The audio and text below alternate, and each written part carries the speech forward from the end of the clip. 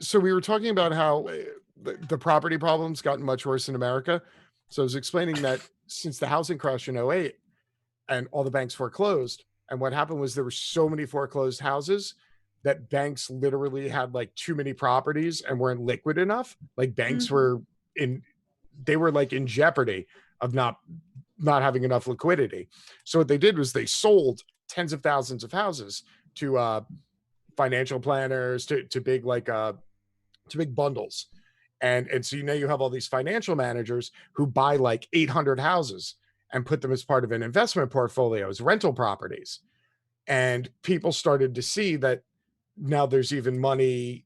It used to be that you didn't want to own property unless you could max the population density so that you could make lots of money on it. So wealthy people tend to buy property for themselves and own a few buildings, but it's not usually a source of just capital investment externally, because it's pain in the ass. It takes years to build. You have to deal with all the licensing and regulation, this and that. You have to deal with tenants, but it finally took off. And what happened is in cities around America, large money groups came in, they bought entire blocks of down properties, built as tall as they could, and built like luxury condos and sold them to financial investors. So, like in New York City, there are whole blocks of New York City where there are buildings that are 80 stories high and nobody lives in them. They're dead empty. They're What? just investment properties that people buy and they just sit on. And so what happens is that available housing in cities gets reduced faster and everybody has to move out to the suburbs. And it accelerates the the cost of the properties, and it has a ripple effect. So that's what's happened in America.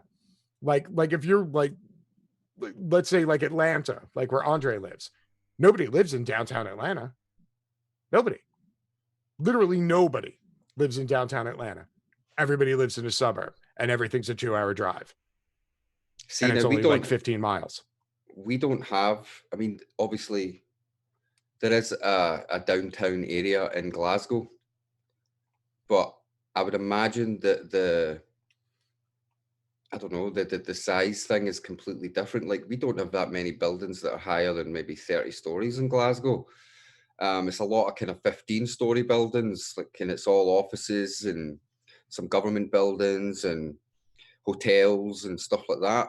It's quite commercial, you know, like because people do a lot of shopping in the city centre. You know, it's where all the big clothes shops are and all that kind of stuff. So, but it's small, man. It's like if you're talking about somewhere like downtown LA or downtown New York, it's like probably a 20th of the size, or maybe a tenth. I don't know. And this ripple effect that you're talking about, this is why I'm bringing this up. It doesn't seem to happen over here, maybe because, like I say, the prices that you guys talk about and how, and I'm not just talking about in city centres, even talking about in other areas, it seems like 2 to 3 times higher than the costs over here. Like it just It's seems because like people are just like we would look at a house here in Scotland and be like, right, what's the cost there? Oh, that's a pretty low end house. You probably want to sell that for something like 75K, 60K, something like that, 60 and 70K. But in America, that would still be like 180K or something for a low end house, a low end apartment like that. And that because just, you guys don't have the population density required to yeah, create false scarcity like they do in London. right. Yeah, Right. So Jocelyn's in DC. She has this problem. So hang on. While you guys talk about this, I'm gonna walk my dog real quick. I'll be back in like 2 minutes. But cool. discuss amongst yourself, because Jocelyn, she lives in one of the worst places ever because they can't go vertical in DC. It's Because yeah, attacks and talk stuff, they amongst have to. yourselves. I'll be It's back. bonkers. Yeah. So you want to like hear a fun example? So I'm gonna take you I outside. have an apartment right now on my own in downtown DC, which is, I don't need to tell you what that's like financially. But so they were giving me the paperwork, right? Right. To and so I got a building that's rent controlled, which sounds great, right? Wonderful. Sure. Okay. They gave me this paperwork that they have to give me showing me the rents from the past few years. Oh my God. Before I got this apartment, it was $4,000 Per month. a month. Okay. That seems like that could be more than someone's salary. Sorry, what was that? I was just saying, sorry, I was saying that seems like that could be more than someone's salary Well, quite right. I mean, easily. that's and by the way, I don't live in a fancy, like but my point is that the inflation is out of control. And obviously, like now it's less than half that, but it fluctuates in a way that I mean, it's back to everything James was saying, right? These aren't prices that are aligned with people's ability to actually live. They're prices that are at the whims of people's, I mean, and it's great. And again, I live in one of the better buildings for this. Like it's rent controlled. It's not a luxury building. They can charge like these luxury buildings. I don't know what it's like in Atlanta, but it's insane. It's insane. Right. So, I mean, in Scotland, like there's places near the city centre, but it's more like the kind of affluent area, kind of studenty area where all the university is and all that. And there's some nice houses there and some nice like apartments.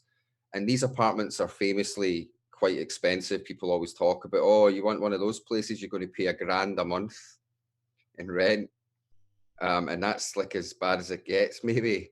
You know, that's not like high-end luxury, but I'm sure there's places like penthouses in the city centre that might go a bit higher, but you're renting Scotland for a decent place, maybe 600, 700 a month, maybe something like that. Been a while for me, but something like that.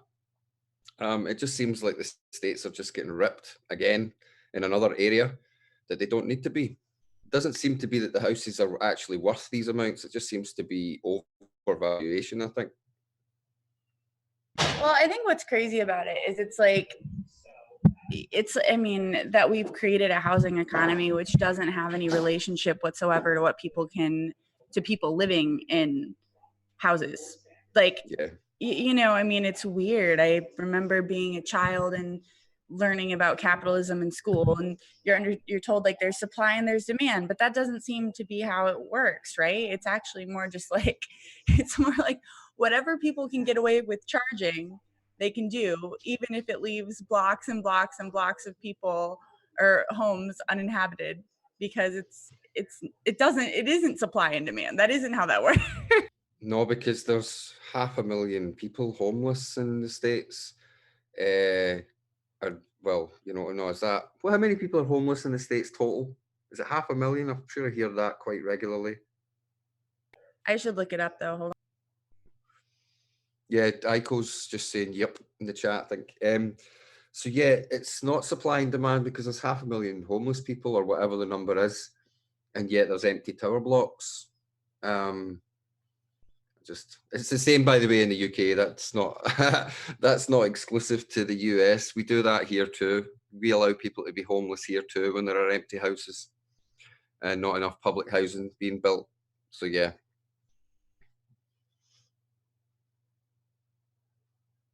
So in Washington, how high can you go with regards to the buildings? So we can't go but a certain height. So because it's the urban legend is that we don't want any buildings that are taller than the Capitol, but it's unclear if that's actually the reason. All right. But it creates a lot of because the buildings you can't have like you have in New York, these super tall high rises. And Washington is not a huge city. Like it's only, you know, it's always funny when like you realize how small a city it really is. It's probably about the same size as Glasgow then, because Glasgow's quite, I mean, Glasgow's a big city in Scotland, but it's probably would be pretty small if you moved it into the US, I would think. Really? Yeah, I mean, the population of Scotland is 5 million total, the whole That's country. crazy. Yeah. I didn't realize it was that. I always imagined there being a lot more Scottish people. No, I mean, they were smart. They got out of Dodge. They all moved to Canada and all over the place. But no, I mean, the UK as a whole has got 65 million. So that kind of shows you the difference. That's crazy. So we're only 10%, you know, not even 10% of the population. So, you know, but that's proportional representation. That's why we don't get a say now in Brexit. That's why we're out. We've only got 10% of the population. It's literally that simple. That's why we're screwed. What are you going to do? Oh, so what did I miss? We were talking about Washington and how the prices seem to be overinflated. And then we just started well, we hadn't really started talking about Yeah, anything. James, I was just saying that when I came to sign for my apartment, like it's a rent controlled building and they have to tell you like what the rent was previously. Before I got in, it was $4,000. Now, obviously, I'm not even paying half that.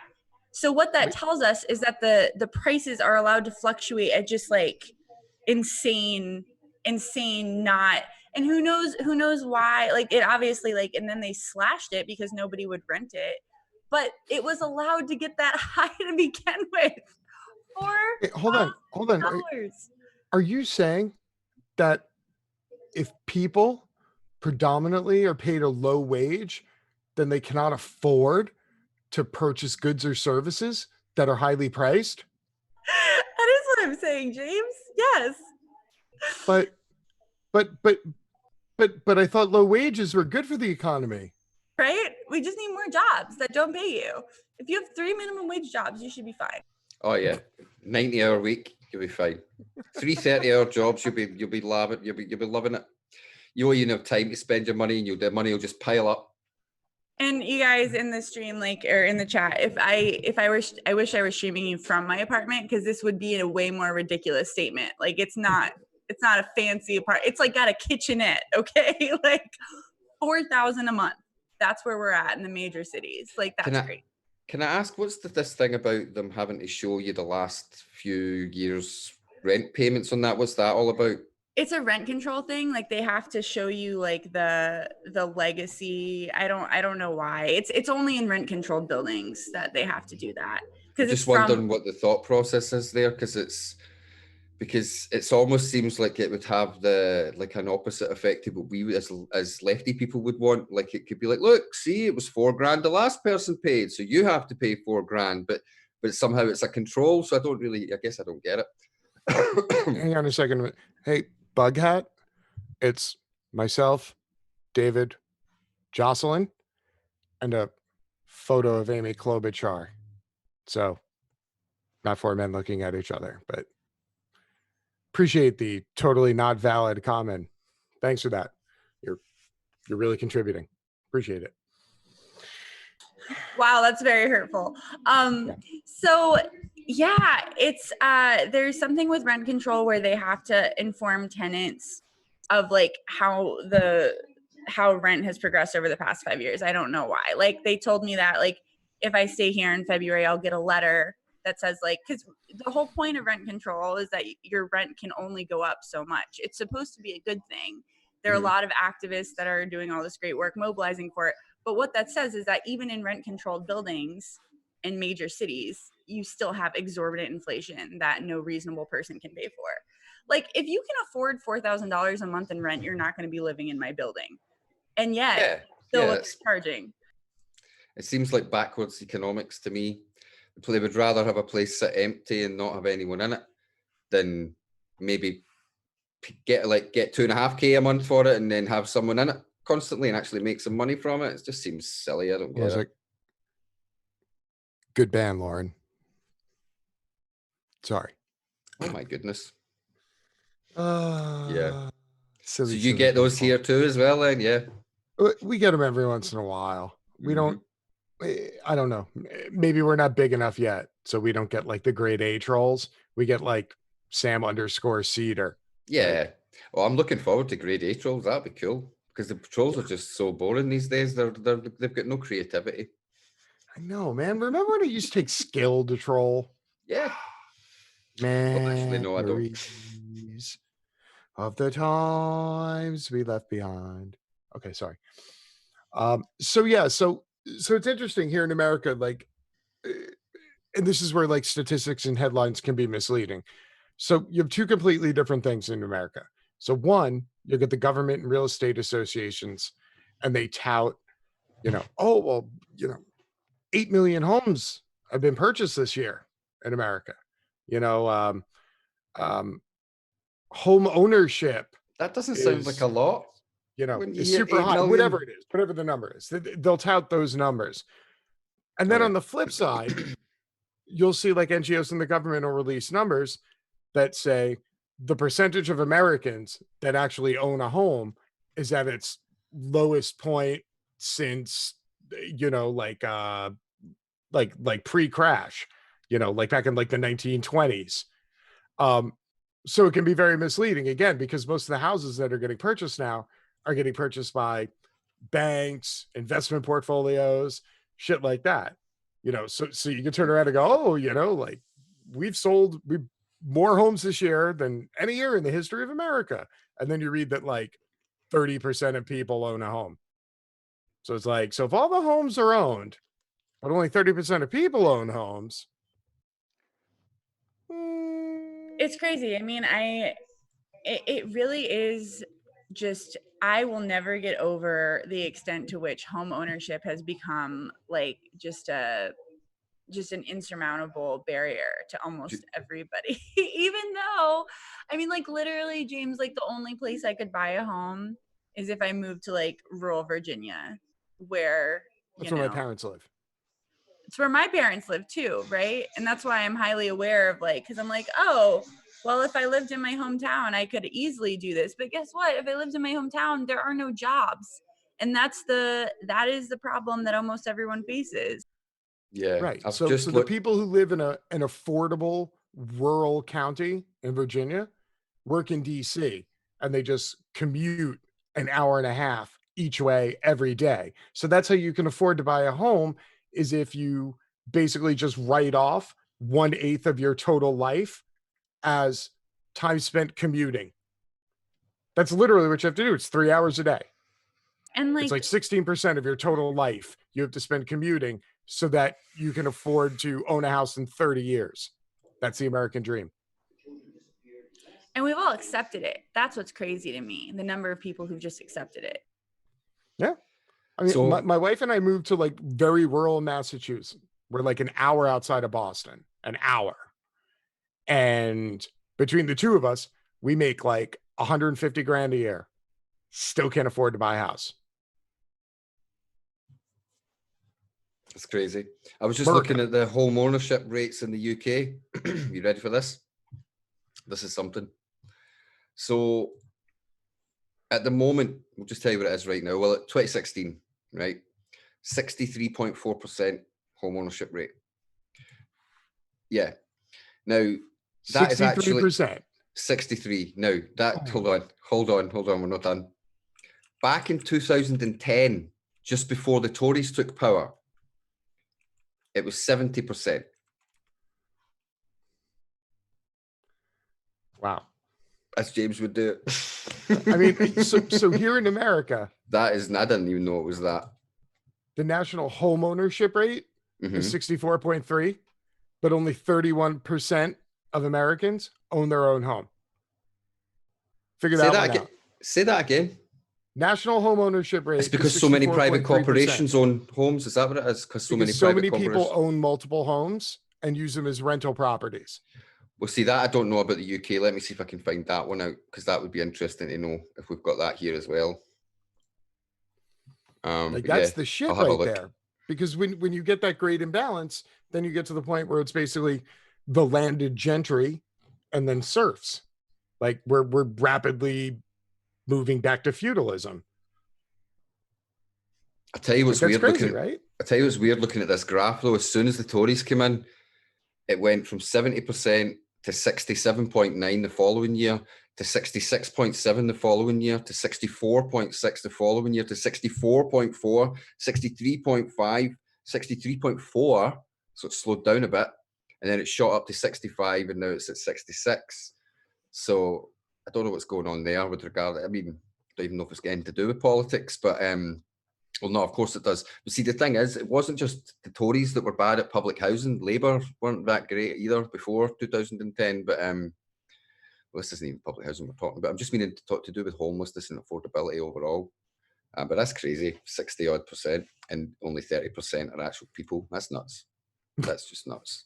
That's America. So we do. So Jocelyn, you're in DC.